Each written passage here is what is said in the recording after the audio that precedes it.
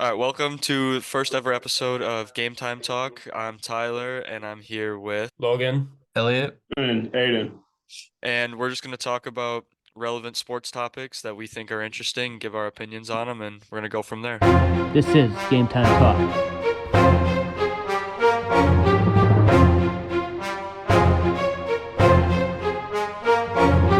Elliot, if you want to start us off. Yeah, so today I'm going to be talking about the Milwaukee Bucks post All-Star weekend turnaround that they've had so far. So the first topic I really kind of want to talk about this is, well, Doc Rivers. What do you think he's doing? Do you think this was a good hire in the first place? Because he was only hired like 2 weeks before this All-Star break. And how do you think he's turned it around since the All-Star break? Because since then we're 6-1. Yeah, Doc Rivers, he was hired at kind of a weird spot, like middle of a road trip right before the All-Star break, and then All-Star break happened. So he really before he really didn't get much of a chance to really, get hands on with the guys.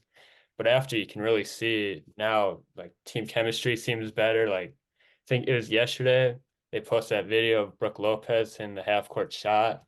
You really didn't see much of that when Griff was the coach. So they're looking, that way they're looking better as well as like defensively. I think they've really stepped up lately here.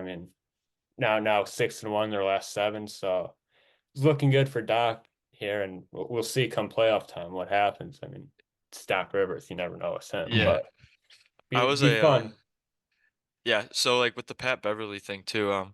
I didn't know how to feel, when the trade Yeah, first went Mhm. through, but watching the last couple of games, man, it's been him and Portis on the floor together. It's electric. Mhm. So I'm definitely a fan of what they're doing right now, and I hope Doc can really get them together and hopefully do something he's never done before, which is like be consistent in the playoffs, which would be very nice. Mhm. Yeah, piggybacking off what Tyler said, I agree with Pat. Bringing Pat in and having Bobby on the floor at the same time, it brings electricity that they've been missing, especially with Holiday gone. It kind of just threw him in a loop because Dame always just been focusing on offense. And for him to come in now and be a big guy that has got to always play defense and fill in Drew Holiday's role, it's not always like wasn't his main purpose, but bringing in Doc Rivers, I definitely agree with Logan. It was at a interesting time, but it was something that the whole, especially the players, wanted. But now being what 6-1 after the All Star break, I think that's they're headed in the right direction for sure. Yeah, I agree with all you guys. When we had Griffin on as the coach, I think it was in transition defense, we were like bottom five or something crazy like that. And then as soon as, even when we were losing with Doc Rivers as coach, when we were like 3-7, even during that stretch, and even now we were like top three in transition defense, like in one game. Like it just instantly like kind of like changed, and like that kind of shows that um not that Griffin didn't know what he was doing, because we did win, we were the second seed for a reason, but like players kind of didn't agree with his defensive kind of scheme, and he might, in my opinion, I think he kind of lost the locker room a little bit, oh because yeah, for sure. you don't see this type of firing and hiring in middle of the season with the season they were having Yeah. often. Mhm. Especially as first year head coach as well. Yeah, like I think and Aiden giving him a chance. Griffin didn't get enough time to figure it out, but then again, hmm the Bucks are, they're competing to win a title this year, so it's like it's not working. Like you can Yeah, make that change if needed. So, we don't got enough time to sit out and wait out on the kinks. We're not some yeah, lottery team where it's like, okay, well, we have bad players, so that's why you're not playing good, or you never coached before, so it's like, okay, but it's like, no, we hired you to win now, and right. if we're gonna have troubles, then we're gonna look somewhere else. I think with coming off of that, the Bucks definitely saw an opportunity where they're like, we got to go out and get a coach. Hearing it, definitely heard it from the locker room with Giannis and other players saying they don't fully agree with what he's doing. Maybe if it was inside the locker room or on the court, if you're playing at that level and you want to succeed at all times, you got to be 100% everywhere. So, and the Bucks were smart with moving on. I think finding Doc Rivers definitely is probably anyone's number one like coach to go after. I think anyone could have thought of that, but hopefully Doc Rivers can lead this team far. I Mhm. think just Dame and Giannis just need to do what they do, and they have Pat Bev come in there and do what Pat Bev does, and Bobby Portis and all those role players just do what they're doing, and Doc Rivers just hopefully takes his team and doesn't have them choke in the playoffs. But hey, hopefully something's different this year. Yeah, kind of going off that, like they fired Griffin, and then it was like a day or two later, they announced that Doc Rivers was going to be coming in as the coach. Like that was good. I thought, you let Prunty, the interim coach, too long, and it can kind of mess stuff up. But like thinking back when Rivers was hired, at least for me, I was like a little like, is this really the guy to do it? Like Yeah, I felt the same way. Same you way. think back, like Mhm. with his time with the Clippers, seemed to fold in like pressure moments. Same with like the Sixers. But then when I thought about it a bit more, I was like, with the Clippers, his star player Chris Paul, he's he's went on and he's choked in big situations later too. Same with like Embiid, like he's not exactly the playoff riser that I think Giannis and Dame have shown to be. So I think Doc Rivers having Giannis and Dame is makes it a little bit of a different situation than his past ones. So see what's that. You guess I'll throw it to you guys. Like, what do you first think when Rivers was hired to kind of now Yeah, playing a I few games? I kind of already touched on it, but when I got the Twitter notification that we hired him and fired Griff and then got Doc, I was like, oh God, all right, I guess we'll see how this goes. But he's won me over the last since the All-Star break is what I'll say. With the Mhm. addition of Beverly too, man, it seems like it's clicking right now. So definitely exciting time to be a Bucks fan. Yeah, Yeah, I go or go ahead, Elliot. Oh, okay. Yeah, no, I was just gonna say like I agree, and I was in a similar boat where the first hiring, I was like, all right, this is weird, this is interesting. I don't know if I fully buy it, but I mean, getting hired halfway through a season to a contending team when you haven't coached in the past, 6 months or even more, really, is definitely difficult. And I feel like the media, especially, was a little too hard on him because like he just came back from I think he was like broadcasting or Yeah, something I think Yeah, he he before was then. was. He broadcasting. Yeah, was. so like going from broadcasting and not coaching since last season to be like, okay, all right, now I actually have to like forget broadcasting. I'm sitting down, I'm actually coaching with these players, is definitely Yeah. difficult. Yeah, and then I think we can get Aiden's thoughts finish up, and then we could move on to Logan's NFL Combine talk. So Aiden, if you want to finish us up on the Bucks talk. Yeah, I just agree with. I think throwing Doc Rivers in there so quick, the heat of the moment was real tough on him. He had to get to know all the coaches, all the players. You want to throw in his schemes again. I definitely think that the media, social media, was just so hard on him for. They just didn't see him coach enough games. They didn't see the Bucks honestly play enough games. But I think now with the chemistry and the guys in the years of how many years they've been in the NBA and how many teams that Doc Rivers has coached for and how many years, I think they're all kind of putting it together now. And I think we're seeing what the big picture was with Doc Rivers and the Bucks, and hopefully it's a good season. They finished far in the playoffs. Yeah, totally. So moving on, like NFL Combine was like last week, Thursday through Sunday. I don't know if you guys had much of a chance to like watch it Yep. live or just saw the highlights, but I think the biggest news that came out of it was Texas wide receiver Xavier Worthy broke the 40-yard dash record with running a 4.21, breaking the record held by John Ross, which was like 4.22. And so it kind of brings me to my thing where it's like, does the 40-yard dash like really matter when you're in like shirt and shorts compared to No. like with the pads? Like I don't know, you guys playing football, but like when I did, I mean you feel a little slower with all the pads on. So I'm just curious, you guys saw it some 40-yard dash in the shorts and shirt Um, if that matters that much. I think personally, I think it definitely matters. I always felt slower in pads and helmet. And I don't think the 40-yard dash even holds that much merit when you think about it. You're talking about a guy like John Ross who, like career NFL career wise, like what's it Yeah. been? Like speed isn't everything in the NFL, and I feel like people actually even overrate the 40-yard dash in my opinion. I just don't think it's that big of a deal personally. But going back to your point, Logan, it definitely is different running in shorts and a t-shirt compared to pads. Like it's I think it's a very big difference. Aiden, how about you? Yeah, going off that too, and with me and Tyler playing football pretty much our whole lives, it's you throw pads on, it's totally different. You tell me with one of my buddies just in shorts and t-shirt to go run, feel like a cheat out there, but then you throw on pads and I feel like a big old grandma Yep. trying to Yeah. run around. It's totally different. I think speed, yes, it's huge, it's key, but it's like what can you do with that speed? Yep. How can you get separation in a route? Can you make a huge catch on a 4th and 3? What can you do with that speed? So it's Mhm. definitely a huge aspect that will get him projected higher in the draft. But at the same time, you got to look at all his touchdowns and what he did more than just running a 4.21.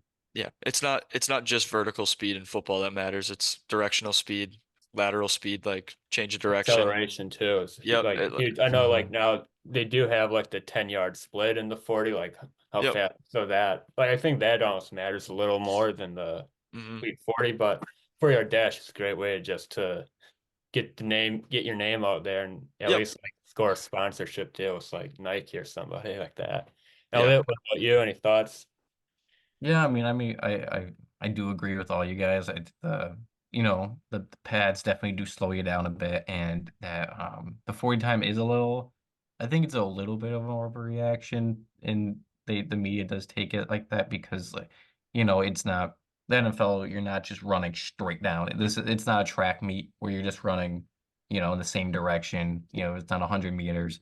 It's you gotta stop, you gotta go left, right, come back, everything. And so I feel like some of the other drills where it's kind of shorter distance or where they have to stop and turn is definitely, I think, more effective on determining um, if they're going to be a good football player, or if they have that, or to get them drafted. Because I mean, I don't remember the full list, but it was like it showed the top 5 or 6 like all-time combine Oh 40 yeah, yard times. I got the list right here. I was Okay. just I'll go through it and like we talk like I mean this list isn't exactly a star-studded list. Xavier Mhm. Worthy who just ran 4.21, John Ross 4.22. I think John Ross is out of the league right now. Yeah, I don't think he's on a Keelan team. Barnes 4.23, no clue who he is. Chris Nope. Johnson 4.24. He's a solid running back for a few years in Tennessee. Tariq Woolen 4.26 and Dree Archer 4.26. Woolen's a good corner. Dree Archer, I think he was like a punt return specialist for like 3 years in the league, Yep. and he's out. And then a tie at 4.27 between Marquise Goodwin and Henry Ruggs. So Yeah. I mean, Goodwin's a decent receiver, but Ruggs, I mean, we won't touch on that too much. It So gets the speed in different areas, that's for sure. yeah, exactly. So I In the mean, wrong areas. yeah. Yeah. So I mean, it just shows like 4-yard dash. I mean, the list wasn't exactly so. No. But another like big storyline out of the combine was like some of the top prospects like Caleb Williams and Marvin Harrison Jr. Both didn't do. I don't think they did anything on the field. Like they just went for the questions. And I know Caleb Williams didn't even do like medical stuff with teams. So I'm wondering like I think that's a good idea for like Caleb Williams and Harrison Jr. Like all college football season, we're talking them up like Yep. easy top 5 picks, both of them top at their position. It's like Mhm. you already are, like you don't need to go out there and prove it. So, wonder what your guys' thoughts is on that. I can kind of start. I think like those two guys, they didn't even I don't even think they really had to go and answer questions if they didn't want to. Like it Yeah, totally. it it doesn't matter for them. I think it's just an overreaction. We're at a weird time in sports where there's really nothing going on yet. We're in that weird time between like March Madness, baseball season, NBA's kind of at a lull. It's just like there's not much going on, so they're gonna hype up storylines that aren't really important. I don't Yeah, think the Caleb and Marv not doing anything are important. Personally, I don't think it's a big deal. Yeah, agreed. Aiden Elliott, you guys thoughts Yeah, or I don't know. It's something that's never really been done before.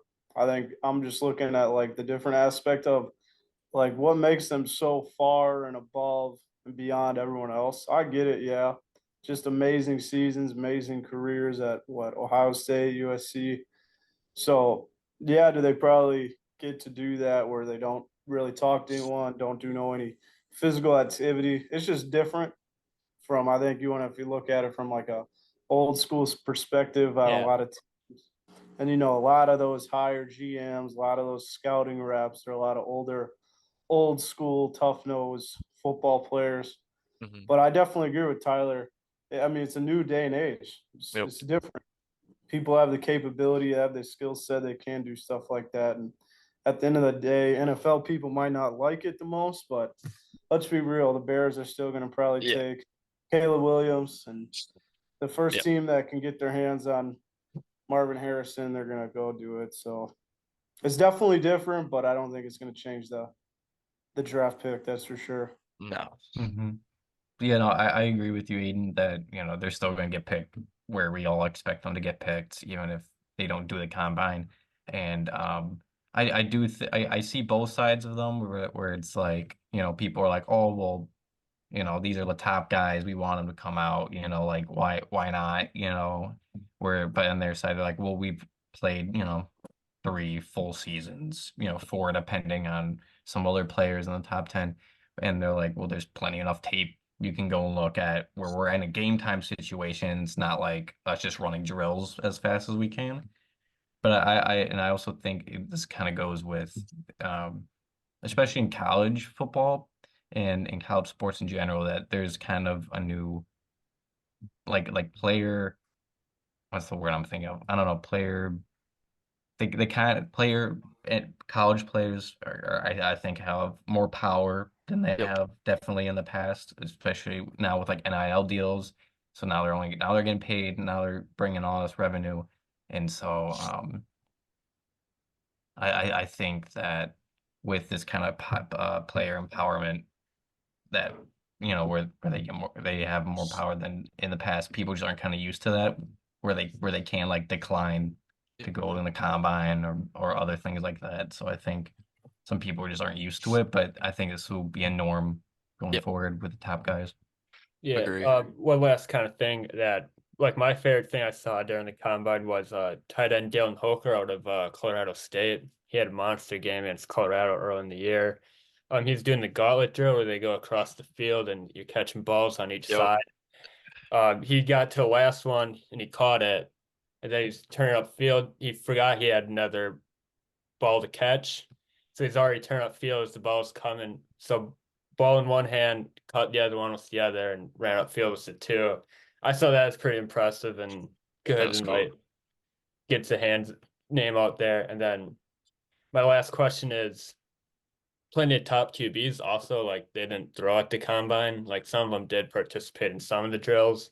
Hmm. So it's like, do you think it's smart to have like your QB not throw at the combine and then go throw at your pro day with like the receivers you're Yep. familiar with, comfortable with that you threw to all year?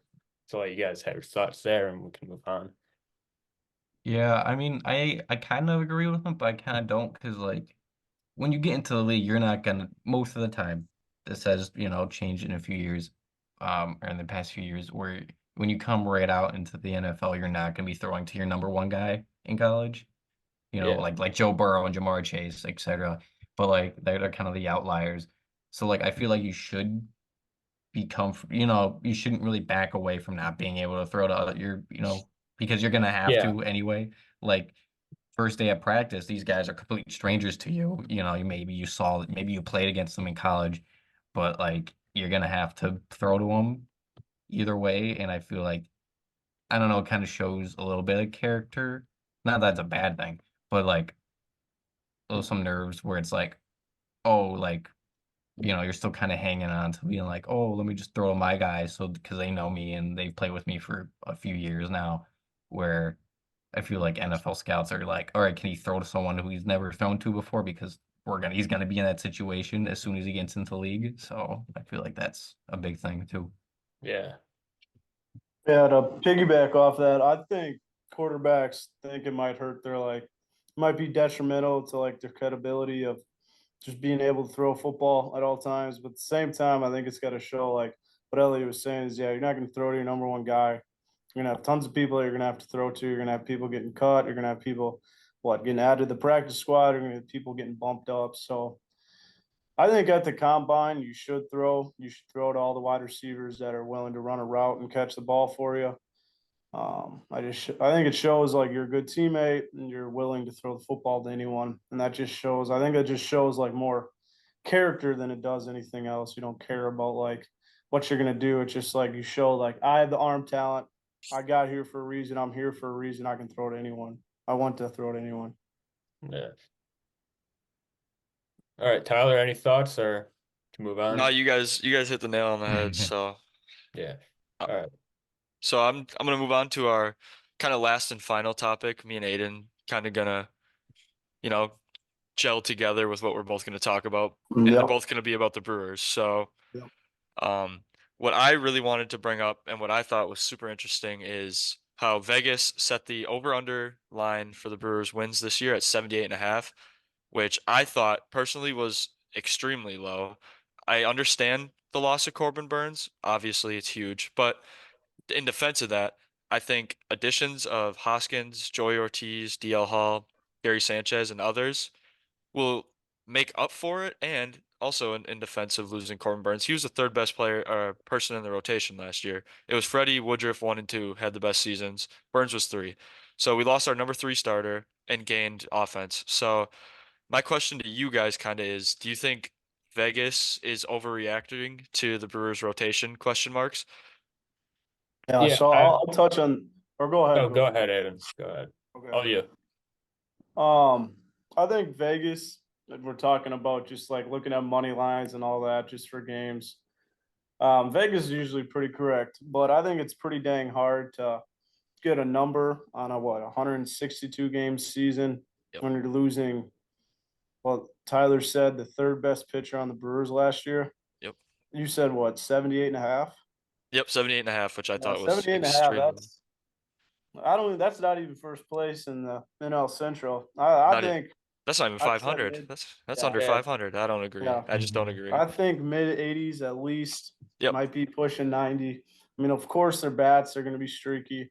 That's how the Always. Brewers are. Always, yep. But you get them in the right direction in September. It could be pushing 90 at least. That's what I think. And Yeah, I totally going yeah, off that. keep going.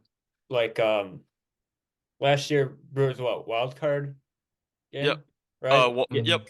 Won the division, lost in the wild Yeah, card I mean, series. Yep. tough, right? Diamondbacks like Yep. couldn't get any runs, I remember. But like as you kind of said, Tyler, like we didn't exactly lose all that much in the Nope. offseason, but we did gain some decent bats like Gary Sanchez, like I know him from the Twins. So it's a little weird. I mean, I think definitely at least 85, I think would have 84 and a half could have been a better number. Yeah, Maybe even a if it little was like high. even if it was like 81.5, I would have been okay Yeah. with it. Like So 500-ish is like okay, that's fair. I think we'll be a yeah, little better right. than that. And the NL Central again, it's not going to take 90 games to probably win the division. Like the Cubs will be better, obviously the Reds will be better, the Pirates are getting better. And the Cardinals probably won't be as bad as they were last year, but I don't think the division's going to have a runaway at 90 plus.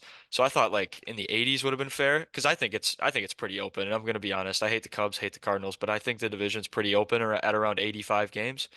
So I just thought it was a little disrespectful of a line, and I think personally it's a little bit of an overreaction to the Burns loss. Yeah, I think easy money it could be Yep, I agree. looking at Mhm. right now. Yeah, going off that, I do think it's a little easy money, and they're kind of just like shoehorning it in. But I also think they're, like I don't know who's making these bets in Vegas, whose job it is, No. or anything like that. So like, I know that for most part they have been pretty accurate in the past with other sports, but like I don't know, I feel like they're kind of just taking. They saw the name Corbin Burns getting, traded, and they're like, or signing somewhere else, and they're like, and I don't know, I think they're just taking to him at like kind of like the name value where it's not where they didn't actually look back and see how he did play this past season. Not that he was bad, but like he wasn't our number one guy. He wasn't even our second guy. So I think they just kind of like, oh, this guy, he's gone, and then they didn't really look at who we were bringing in as well to cover for him. So is that? Yeah. Yeah, and then Aiden, I think you can just kind of piggyback off, talk about the some of the new young guys that are gonna have to step up this year if we want to get that over total of Yeah, 70. 100%. So the Brewers last year relied definitely on some young guys. And I think all of us being true Brewers fans definitely did not expect that. I mean, we had Joey Weimer come in, I think definitely a plus. And the defense column, outfield, just amazing. Had knack for the ball. I think when it came to swinging and his stance was a little unorthodox. Yep. Definitely needs to get more settled down there. But I think we saw some games where it's like, holy cow, this dude might really have it. I think you give him another year or two to get that swing figured out, and might be, I don't know, he'll be real good. Then Bryce Terang last year, just another just Brewers overall last year had to be probably top 10 in defense, if not better. Just just he had knack for the ball as well. Didn't make many years. His bat was kind of inconsistent all year. Always had good swings, worked good at bats, but just couldn't find a way to get on. We'll definitely need to find him next year or this upcoming season. He needs to get hot with the bat. Yeah. But honestly, my favorite that kind of was like a diamond in the rough that's been in the farm system for years is Andrew Monasterio. Came in playing third. He played some second. He had consistent bats. Wasn't always getting on base, but just worked good at bats. And I definitely think was another plus defender. That is for sure. But now talking about one last player. Can't forget about this guy, Sal Frelick. Yeah. Sal Frelick. Can't forget about him. He just, I think, in my opinion, I think a lot of people have seen it too. I think he's a rising star. I don't know if this year is going to be his breakout season or in 2 seasons from now, but trust me, I think he's going to be a guy all over social media, all over the internet. I think he's definitely going to be a guy to stay, and I think the Brewers are going to definitely try to put people around him, see that he's getting some infield work in the outfield. So the guy's utility, if he can just figure out his at bat, stay consistent with hitting, he'll be a guy to stick around for a while. Yeah. And But then with the I young got, guys, yep. go ahead. Yeah, and I just got another interesting thing to talk about. You were talking about defense. I looked it up last season. The Brewers were actually number one in like defensive efficiency. Yeah, So, I'm not surprised. Just with yep. people just watching and all of us watching, it's like Brewers really didn't make many errors at all. They No. were real solid defense. But talking about real young guys that are coming up in the farm system that should make an impact this year, maybe next year, but definitely some of these guys need to have an impact on our opening day roster this year. But the big name is Jackson Cheerio. Yep. He signed what, $8 million or 8 years. Yep. 8 years, just has never played a game. Nope. Has never played a game, but they're definitely high on him. He's a 19-year-old outfielder, has A plus batting, A plus defense. So he's young though, but I definitely see a good future in him. I definitely see a star in him. Of course, the Brewers see a star in him. Now Tyler Black. Tyler Black is another younger dude, plays third base, can play all around the infield. Quick swing. He kind of reminds me of Bryce Terang a little bit. Kind of have that skinnier, narrow body, but just a quick swing. Can usually put the bat on ball real well, and is another A plus defender. Now we're talking about pitching. Jacob Misarowski, 6'7". Guy throws 100 right-hander. You don't see many of those guys come around. I mean, we had Abner Uribe last year. That's the guy I forgot to talk about. He's going to be good. But then adding Jacob Misarowski as well might be real good for the Brewers these upcoming years. And now we'll talk about the William Contreras, where this kind of William Contreras kind of we got to have him keep doing good because we have a catcher below him, Jefferson Corio. Yep. I think he might. Brewers haven't really had a catcher in a long time. Yep. Been Not a a while. good young up and coming catcher, and this guy might be a stud. So I'm very interested in him. And the last guy that I could talk about is Brock Wilken. He's drafted last year, first round. He's up and down. He's young, very young still. He's only 21. This season will be his first full season in the minors, but I think he's a guy that gets hot at the right time when guys are a little colder, and I definitely think he can make a jump.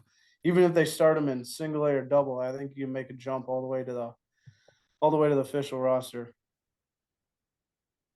Yeah, I'm kind of just go off that like bunch of young like upcoming guys that develop them right, like easily could be stars and solid players. And like I do think like Yelich and a few other guys like a decent like people to be their mentors, which definitely helps like having someone a veteran that you can just go to and pick their brain about certain stuff. So huge stuff for the Brewers coming up this year. I'm excited for them.